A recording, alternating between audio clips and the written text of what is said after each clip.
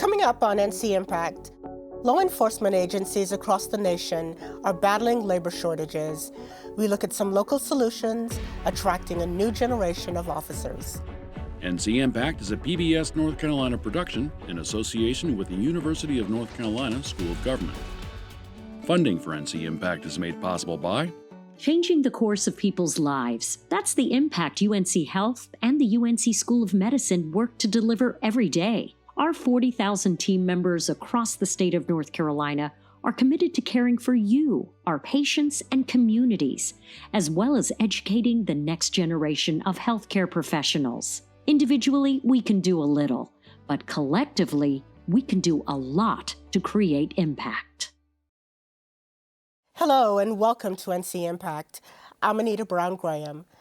Across the nation, local struggles to recruit and retain police officers grew more acute over the past year.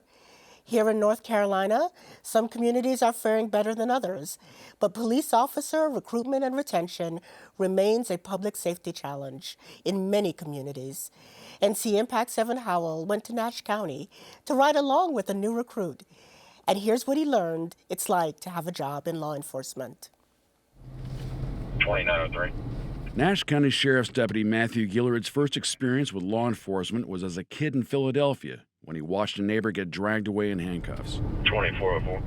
He says the violence, drug abuse, and broken families prepared him for the job. But this is a really, really nice community. Gilliard is just now beginning his career as an officer. He says the reason for joining the force is probably unique. I found what broke my heart, and it was the way law enforcement is perceived. It was the way community received law enforcement. Looking for my transport to show me on vision. He says growing up, there was no dedicated effort to teach kids what being a cop was, much less to try and get young people to sign up. When I was a kid, career day, you had firefighters that come to your school, and you always get told, hey, when you see them, run to them. They're here to help you, and EMS, same thing, they're here to help you. And never had a career day for police officers. When you talk to folks, there are ongoing efforts to show the role officers play in the community and build trust with those they serve. But recruitment efforts in the wake of highly publicized stories such as the George Floyd murder have made recruiting officers more difficult. A survey of almost 200 police departments across the country revealed that between 2020 and 2021, retirements were up 45% and resignations rose by 18%. 2006. Federal funding efforts in the 80s and 90s to both boost recruitment and strengthen community policing have received mixed reactions among critics who say the policies don't benefit everyone equally. The result, they say, is a patchwork of localized solutions to prevent crime and keep people out of jail. If you see kids out playing basketball, throwing the football, go throw it with them, At worst, you get a little sweaty, you get hot. But the inconvenience of that for me versus an 8-year-old, a 12-year-old, a 15-year-old saying, hey, man, that guy took 10 minutes of his day and threw a football with me. And what does that cost me? Absolutely nothing, right? Nash County actually had recruitment rise by 17% in 2021. And Gilliard says at the end of the day, it's about customer service. Walt Disney uses this model. For every employee, they have them look in the mirror before they go deal with, people that they serve. And there's one question. If you are not good within yourself and ready to deal with other people, do not show up to work. Sometimes they have unmarked cars. Gilliard is hopeful that the more the public is educated about what being a police officer is all about, trust with communities will grow, as will the number of people who decide on a career in law enforcement. For ncIMPACT, I'm Evan Howell. Joining me now is Chief Patrice Andrews with the Durham Police Department. Patrice, let's start at the beginning here. Why do you think talented individuals are becoming less interested in a career in law enforcement? Well, quite honestly, you look around and you see the images that we've seen in the last, year and a half, 2 years, and people are just not wanting to join law enforcement. I think that there is a level of distrust there. I think that the environment for choosing another profession that pays more with kind of less concerns is very. People look at that and would prefer to do that work versus being in law enforcement. So what does this mean for the Durham Police Department? What kind of officer shortages are you facing? And how has it impacted public safety services? Yeah, so currently we have 85 vacancies out of 537 sworn allocated spots, and we have felt that there is some lasting effects of that, right? So we obviously, officers are being worked harder, they're working more, the hours are longer, right? But also too, we've seen a delay in response to 911 calls, and that's significant when we start to really look at and address overall safety within our community. So you've been pretty proactive. You recently announced that you and other high-ranking officers will spend at least 4 days on patrol this year. What kind of positive impact do you expect that to have? Well, I will tell you, that was something, as I met with officers, each patrol officer, staff, that was something that they said, was that we would love to see more executive staff and more investigators, those that aren't necessarily traditional call takers out on the street. And so I think it's helped, because what it says is that we've heard you, but also, too, it helps us to recenter and refocus and remember what it was like when we were patrol officers. And it gives us a greater appreciation for really the critical role that they play in our community and in our organization. Sounds like a very creative solution and important message. Across the nation, police retirements in 2021 were up by 45% from the previous year, and not enough young adults seem eager to take their place. ncIMPACT's Melody Hunter-Pillion introduces us to a new program at Appalachian State University. This program is working to recruit and train more police officers. Melody joins us here in the studio. Melody, tell us about the APDP program. Police want to increase recruitment numbers, but not lower their training standards to do so. The Appalachian Police Officer Development Program, or APDP, at Appalachian State University is the first program of its kind in North Carolina. APDP uses higher education to attract young people with different academic backgrounds. The goal is to recruit and train young adults who not only can execute tactical police skills, but also can innovate in order to better protect and serve our communities. Law enforcement is maneuvering around several obstacles.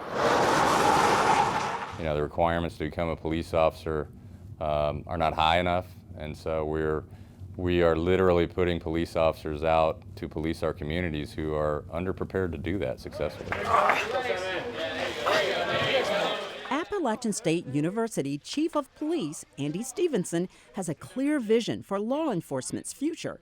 His bet, if other industries find and train their best and brightest on college campuses, police can do the same. Policing needs to be reformed, and we need to change the way in which we're educating and training police officers and better prepare the individuals who are choosing these careers and going out and trying to keep our communities safe. The Appalachian Police Officer Development Program, or APDP, is open to Appalachian State students only from all majors. Police Academy instructor Captain Johnny Brown says the more diverse the academic disciplines, the stronger the program. Because there's so much that we go over in the academy, from implicit bias training to community policing and how police officers operate and how we try to work with the community. You can take those skills in any job that you do. In a liberal arts setting, college students don't just ask how to do the job, they use critical thinking, speak up, and ask why. I've always said any cop can go to a call and check the boxes for elements of law, right? You did this, you did this, you did this, but are you fixing the problem? Like, are you identifying what your community actually needs, and are you taking the time to effectively help the person that is having some type of struggle in their life? After a successful cadet year, recruits attend the Appalachian Police Academy. They complete the academy as certified sworn officers working on the university's police force. It's a huge professional advantage when students graduate, like Bryce Helms, who now works in alcohol forensics for the state. Now, my current job's focus is impaired driving. So I teach law enforcement officers how to process a driving while impaired situation. And so for me to be able to complete that training while I was in college, while I was still motivated to get done and get graduated and figure out what career path I wanted to be, I think that benefited me in the long run. Local, state, and federal agencies come courting these graduates. But I get calls just about every day from agencies that want to recruit our folks. And their exact words are, keep them coming. They're excellent. They show up, they're well trained, they know how to deal with people, and they're doing a fantastic job. We decided that probably better. Chief Stevenson says this program is placing trained law enforcement officers across the state and helping reshape the future of the profession. Higher education's got to get involved in the training of police officers, just like they do the medical profession or the law profession, and so this is a foot in the door to begin doing that. The APDP program also helps with the university's overall student recruitment. It's a win-win.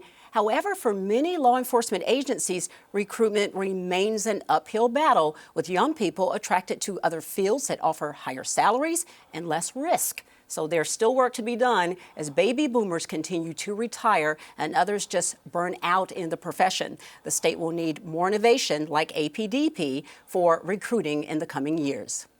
Melody, thank you for highlighting this program, the first in North Carolina and only second in the nation. Absolutely. Joining me now is John Midgett, Executive Director of the North Carolina Police Benevolent Association. John, the program profile places emphasis on quality training. From your perspective, what's the importance not only of recruiting more officers, but of recruiting more qualified officers? Well, that has been a cornerstone of this profession since my earliest memories back in the mid-1970s, actually.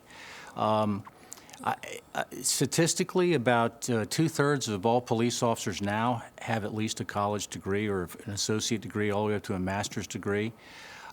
They're better trained and better educated than ever before. But that has not been recognized. I think what was in this last piece points out that other professions are recognized. Why don't we? If we want to attract quality people, then they ought to be well educated. Every officer doesn't have to have a college degree to be a good officer, but we've always believed that education makes a good officer better. It's another tool for them. John, let's get personal for a second. Sure. Your sons work in law enforcement. As you look toward the future, what gives you hope as they continue their careers? Well, I've always found that when I first joined law enforcement, I had old officers say, why do we have to do this Miranda thing? It's just going to get in the way of arresting people.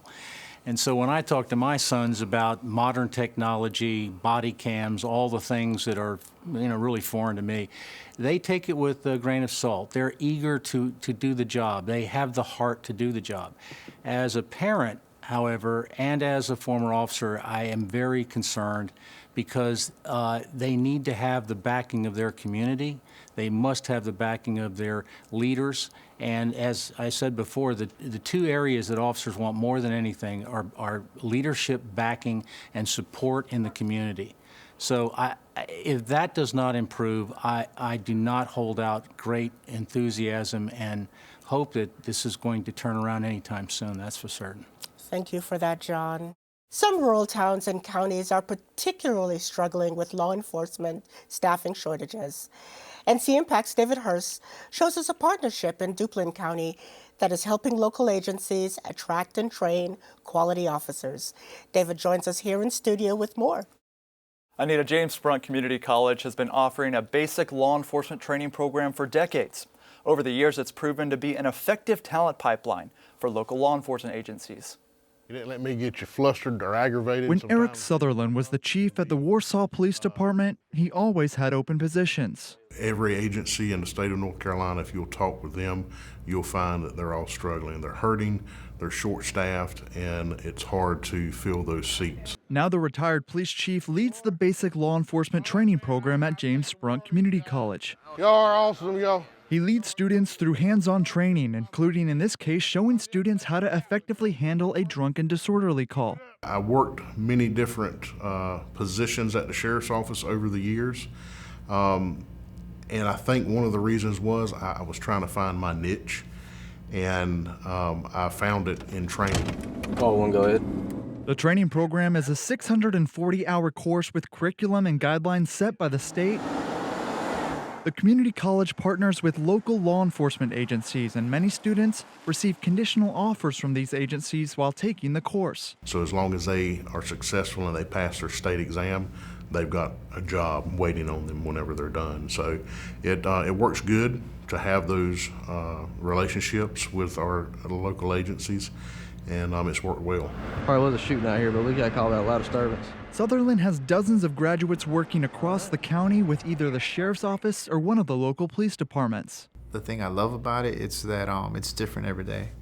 It's not the same thing. You don't go to the same cause, or it might be the same call but different people. I mean, it's different every day, and that's what I love about it. Have reported a loud noise complaint. The program also collaborates with other local law enforcement agencies through in-service training, providing continuing education for any law enforcement officer. I have kids, so I could do that night and find a sitter and still work and pay all my bills, so it was very convenient for me. I didn't see him. I was inside. Eric Sutherland also went through the James Front program early in his career, and after decades of serving his community in law enforcement, he's now found a new way to serve. It's wonderful to see individuals from their community that want to serve their community, and to get them into this program and train them on how to be a police officer, how to serve the citizens of their community, and then see them out there putting what they were taught into action is very, very satisfying. Basic law enforcement training at James Sprunk Community College is free. The only costs associated with training are for books and a uniform, but there is financial aid to help with those costs for those who are eligible. Thank you, David. Let's bring back in our wonderful guests. And also joining us for our ncIMPACT Roundtable is North Carolina Attorney General Josh Stein. Josh, let's start with you. Yes. What unique challenges or obstacles do rural agencies in particular face when attracting qualified candidates? The challenge is finding people who want to do the job. And so then that makes us ask, what can we do to make this absolutely essential service attractive to young people? One idea that my office has come up with, and I really want to thank the General Assembly because they authorized it and fully funded it this year in the budget, is something called the CJ Fellows Program, based on the North Carolina Teaching Fellows Program, which says to a young high school graduate who wants to serve their community, go to community college, we'll lend you the money, and if you work in law enforcement in North Carolina for 4 years, we will forgive your loans in its entirety. And so we want to find those public-spirited people to help serve and keep the people in their community safe. And how many people do you think will be attracted to this program? It's a great opportunity. We have authorization to up to 100 young people per year, so 200 people in any 1 year from the second year and the first year. The folks don't know about it, so I'm really glad you're doing this segment. We want to get the word out so that as people are leaving high school, if they want to serve their communities, know they can do it debt-free. Wonderful. So we've explored a few solutions in this show, but I'd love to know, what else is your department doing or looking into to attract and retain qualified police officers? Chief Andrews. For us, really, it's about figuring out what our officers need the most, right? And so some of the things that we know is that officers are looking for incentives, whether it's hiring bonuses, which we currently do, as well as, take-home cars, and we do have a take-home vehicle program that is going to be phased over the next several years. And then it's about also making sure that while we take care and bring folks into our agency, that we're also taking care of the officers that we have. And so that simply is by listening. One of the initiatives that we're currently doing, we're doing them simply because that's what the officers wanted. Also, too, is appreciating their worth and their value, right? And then also the level of service that they have offered to their community throughout the years. And are these solutions working? So, it's still too early to know just yet. There's some things that we just really started doing. but we did them just at the behest and the request of the officer. So time will tell, right? We didn't get into this situation overnight, and we certainly will not get out of it overnight. But I am very hopeful that the future is bright for us going forward. Thank you. So for community leaders who are watching this program and want to know what they can do to help with officer shortages, what is your advice, John? Is this only about raising officer pay, or are there other factors at play here? No, there are other factors at play here. Officers are not, from outer space. They are not only fine people by and large, they are members of our community, and they share in the interest of the community to try to resolve issues and make their communities safe. And I think the generalizations of being systemic racists and wanting to harm people, and where people the situation is such that people don't want to be police officers now, and most of our officers are actually not encouraging people to join the ranks, and that's the first time that's happened. The pride we've had in this profession, I think, is there, but it's so depressed that some of our finest don't even encourage other people to come. So I do hope that these programs will create incentives, but I think it starts with our community leaders. Instead of falling prey to just the emotions of the situation, that we must also focus on the facts of situations as well. So let me ask you to pick up on that, Josh, because in so many ways, this is the question of the moment. How does a law enforcement agency balance addressing legitimate calls for police accountability while recognizing the need to support police officers who are doing their jobs well? Because those things are entirely consistent with one another. We want public safety to be effective, and for that to work, the law enforcement and the community have to know and trust each other. A lot of what we put on law enforcement is more than what is fair to do so. We're asking them to solve all the other problems that we're failing with, whether it's adequate healthcare systems to deal with people with mental health crises, substance use issues. And so law enforcement are having to respond to everything, when if we had other stronger networks to support people in distress, law enforcement could focus on the issues that we all care about, the rise in gun violence, keeping people safe. So I think we can absolutely do both things. We can make sure that law enforcement is supported, strengthened, paid. We have enough of them so they can be proactive on the street, engaging the community and not only responding to calls. At the same time, we take some of the duties that they are not as well suited for as a social worker and give it to people in the healthcare industry or sector to deal with adequately. So let me ask each of you to respond to this final question for me quickly, please. John, what are the stakes if we don't get this worker shortage issue addressed?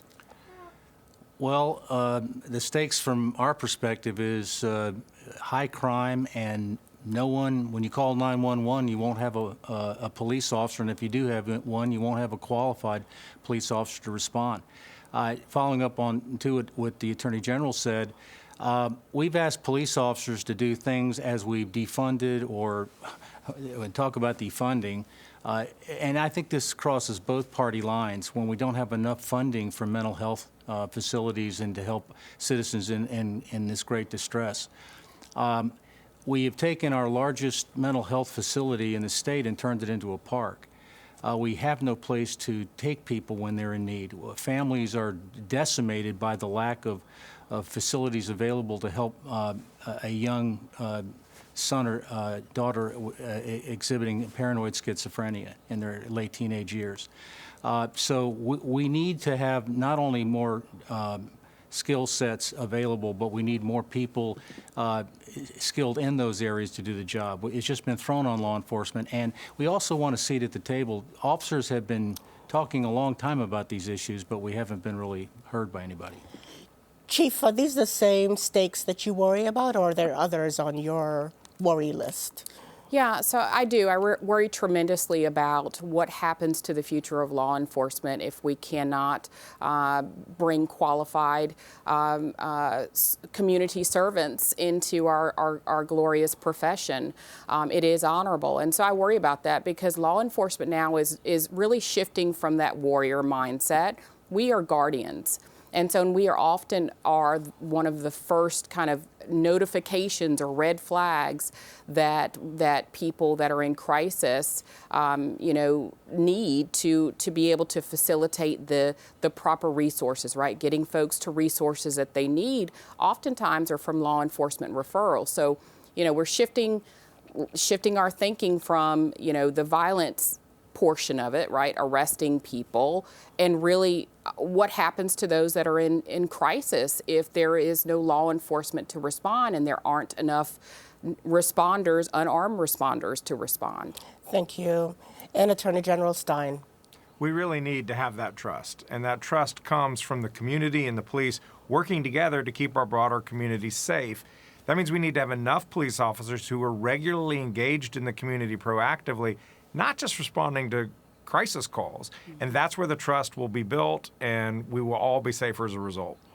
I want to thank each of you for the great work that you do and for joining us today to share this important perspective. And thank you for watching and engaging. There are solutions out there if we work together. Tell us what your community is doing or how we can help you. You may email us at ncimpact@unc.edu or message us on Twitter or Facebook. And be sure to join us every Friday night at 7:30 on PBS North Carolina for new episodes of NC Impact. Coming up on NC Impact, incidents of bullying and violence in schools are concerning.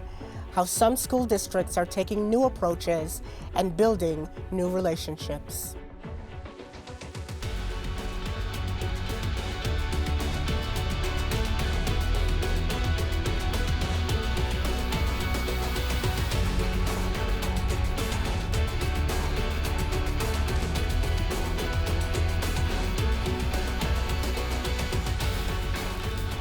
NC Impact is a PBS North Carolina production in association with the University of North Carolina School of Government.